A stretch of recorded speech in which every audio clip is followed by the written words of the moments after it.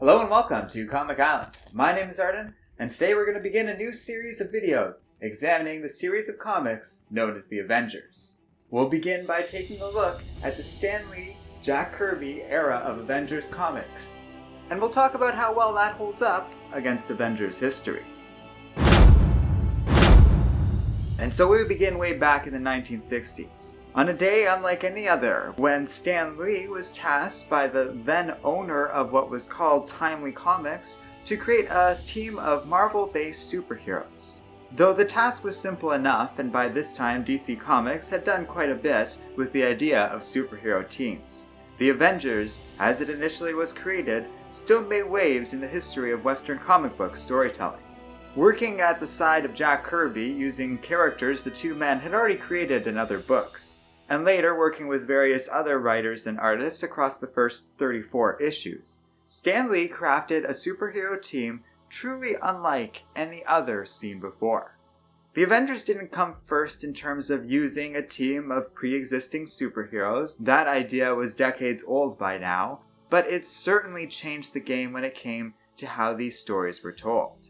Reading these early Avengers books very much feels like Kirby and Lee deserve to be viewed as these pioneers of superhero comics, whereas the early DC teams felt like relatively standard stories with pretty static rosters and fairly straightforward superhero adventures, often with the members of the team not even really working together at all. Lee and Kirby crafted a dynamic team in the form of the Avengers, one that used a wide roster of rotating characters with rather complicated stories to them. While the Avengers as a series would involve ongoing plot threads and story arcs across multiple issues, which at the time was very rare and novel. While the first 34 issues of the Avengers series is way ahead of its time and game-changing in terms of what it did to superhero comics, it's all pretty standard stuff one would expect from Stan Lee, Jack Kirby, and the others at Timely Comics around this time period. The end result for the Avengers is pretty amazing to think about. The Hulk, a founding member of the team, quit immediately after the first issue. Captain America suddenly and famously returned from a block of ice in the fourth book, destined to become one of the most prominent members in the team's history. And while a legend did begin as he joined Thor, Iron Man, Wasp, and Giant Man for a solid run of great adventures, this famous iteration of the team only lasted for 12 issues or so before they disbanded, with only Captain America remaining behind to lead then newcomers Hawkeye, Scarlet Witch, and Quicksilver, all of whom were former villains. This kind of stuff is all basic Avengers history that most people should be familiar with, and all goes into the earliest roots of Marvel itself. But when you look at what the norm was in terms of what kind of content was coming out of stories like Justice League and other superhero comics at this time, this stuff is way ahead of the game. The Avengers set the precedent early and often that anything could happen at any given moment in their series. Wonder Man, Baron Zemo, Kang the Conqueror, Count Nefaria, Black Widow, all of these were established as part of Avengers mythology in these early days at a shocking pace. Many of these ideas still define the Avengers today, especially when it comes to the world of Marvel and how all these elements of magic, technology, and science fiction blend together in a shared universe. That was all figured out and defined early on in these books. So much of the early artwork is astonishing across these 34 issues, especially relative to the 1963 and 64 publication dates these books carry. That shouldn't be much of a surprise for Jack Kirby, but it's still amazing how often I would turn the page and just be astonished at the cool, creative stuff I was looking at.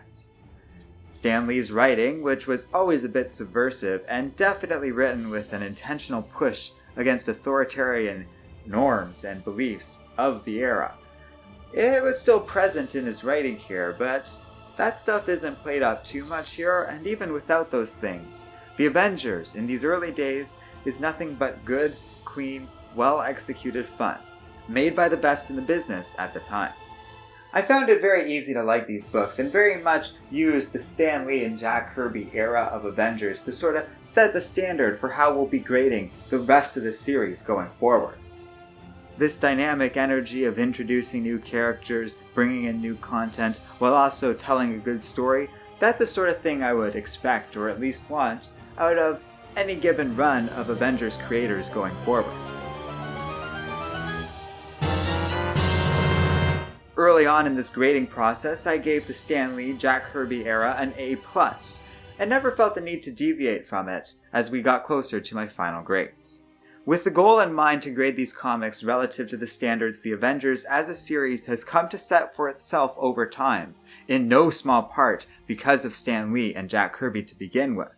Given the time when these comics were published, that they are critical in forming the team and series itself into the beloved franchise it would eventually become today, and how the events of these books hold key significance not just in Avengers history, but Marvel as a whole, and even storytelling beyond that, well, the A+ seems clearly deserved. We've never really given out grades before here on Comic Island, and for good reason, but it's the whole point of this series. The reason being, I want to see not so much how Avengers compares to every other possible comic out there, because there's so many things out there that it's just not an appropriate comparison to. I don't know how the Stan Lee, Jack Kirby era relates against something like, say, Mouse? But those aren't an appropriate comparison, and that's where I feel grading is ultimately pointless. And if we're talking in general, I don't know if this would get an A+. But by dividing the Avengers series up amongst its creative teams over time, we can use these grades as a sort of comparison tool against the Avengers series itself. A sort of index to see if the series gets better or worse over time, and how that relates to other Avengers comics, which will set its own average. In the case of the Avengers, it's a pretty uphill battle to go up against Stan Lee and Jack Kirby, so it shouldn't surprise anyone that these two ended up getting, well, the highest grade I can give. You should also know that I went out of my way to make sure the grades I gave, ranging from an F to an A+, are deliberately done in a way that they will be spread out evenly across these different eras of Avengers comics. That means I've already given out one of only 2 A+s I have to award to any of the eras of Avengers. That's the whole point of this little game. If we consider this Stan Lee, Jack Kirby era among the best of the Avengers out there, and some other series of Avengers books are given an F grade and defined as the worst among the Avengers out there, then the rest of the series can fall in between these two extremes and give us a sense of how it changed over time. With that in mind, as the Avengers grew in success, so did Stan Lee. His duties increased at the newly renamed Marvel Comics, and he began to have less and less time for writing. The writing duties for the Avengers series was shared more and more with others. One of those new writers would gradually take over writing the Avengers on an ongoing, permanent basis, and his name is Roy Thomas. So stay tuned to find out what happens next in the world of Avengers comics as we get into the Roy Thomas and John Buscema era of Avengers. And it's one hell of a cool run.